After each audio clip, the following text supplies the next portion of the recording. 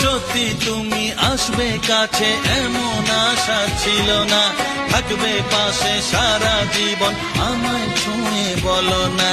সামনে এসে হাত বাড়াও, আমার নেশার ঘোর কাটাও। সামনে এসে হাত বাড়াও, আমার নেশার ঘোর কাটাও। তোমার ছোঁয়া পেলেই হবে আমার সব পাওয়া।